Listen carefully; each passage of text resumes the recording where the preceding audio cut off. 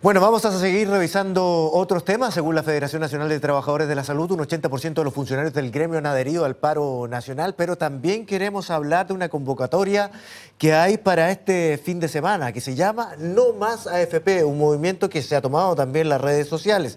De este y otros temas estamos para conversar con el presidente de la Confusam, Esteban Maturana. ¿Cómo está? Muchas gracias por estar con nosotros. Muchas gracias por la invitación.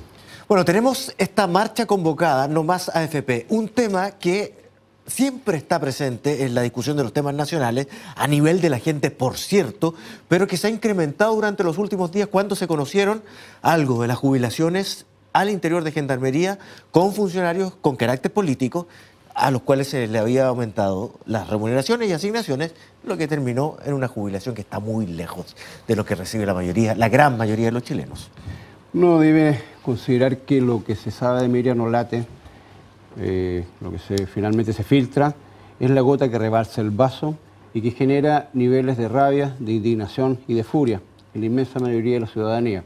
Estamos hablando de pensiones de más de 5 millones de pesos en un país en que el 90% de la gente que se jubila por la modalidad AFP no recibe pensiones que lleguen ni siquiera al salario mínimo en la fase de la existencia en que el ser humano tiene que gastar más porque está enfermo, habitualmente solo en muchos casos, y eso claramente la gente lo percibe como un insulto, una ofensa, un ejemplo más de una clase política corrupta, de una clase política que detrás de discursos, sean de derecha, sean de izquierda, lo único que han hecho ha sido abusar sistemáticamente de la gente.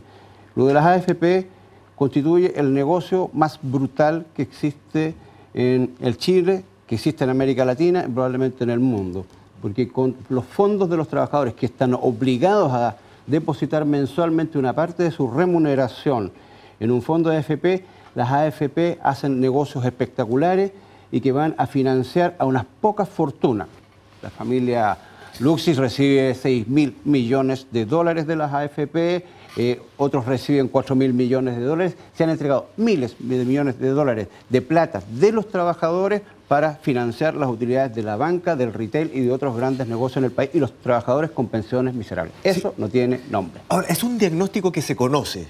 Así es. Y que viene una y otra vez de vuelta a la palestra pública cuando se conocen estos casos, como el denunciado, ¿verdad? Pero cuando se proponen soluciones, en este momento ha habido algunas por parte de partidos que forman parte de la nueva mayoría, pero en realidad lo que presenta el gobierno y lo que quiere sacar adelante es una AFP estatal, lo que para algunos no significa ninguna solución. Bueno, la verdad es que uno tiene que llegar a la conclusión de que el gobierno no quiere reformar absolutamente nada. Recordemos que ya en la primera administración de Michelle Bachelet se hizo una reforma al sistema previsional que creó los multifondos. Tuvo algo de positivo en esto del pilar solidario, pero que la verdad es que solamente palía en parte el grave drama previsional. El tema de las AFP no ha sido tocado en el fondo.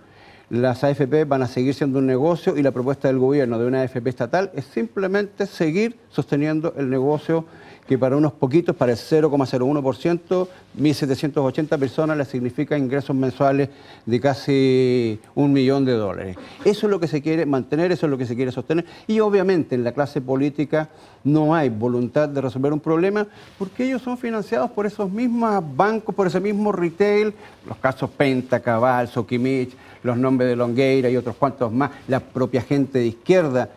Una de las cosas que insulta mucho la conciencia ciudadana es que gente que fue víctima en su familia de violaciones sistemáticas a derechos humanos haya sido financiada para poder acceder a un cargo en el gobierno, para poder llevar adelante una campaña, que haya sido financiada por el yerno de Pinochet. Eso, la verdad, es que genera una situación incomprensible de malestar, de enojo de la gente.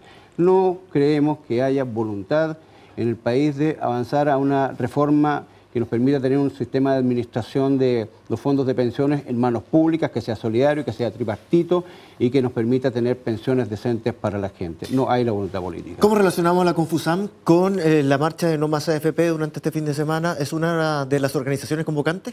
Efectivamente, Confusam forma parte de la Coordinadora Nacional de Trabajadores No Más AFP, junto también con unos grupos de ciudadanos que se han estructurado en estos grupos llamados indignados, y el calor de la rabia que produce todo este hecho de Gendarmería y que van a seguir conociéndose más, todavía entendemos, han considerado esencial manifestar la rabia no solamente a través de las redes sociales, no solamente a través de declaraciones públicas, sino llegar a una marcha familiar para este domingo 24 de julio. Invitamos a la ciudadanía que nos acompañe. Sabemos que va a ser un día un poquito nuboso, tal vez algo frío, pero necesitamos estar en la calle. El único lenguaje que este gobierno va a entender para poder avanzar hacia una reforma previsional es mediante una gran marcha familiar. No va a estar una. Creo que vamos a tener que ir a algo mucho mayor.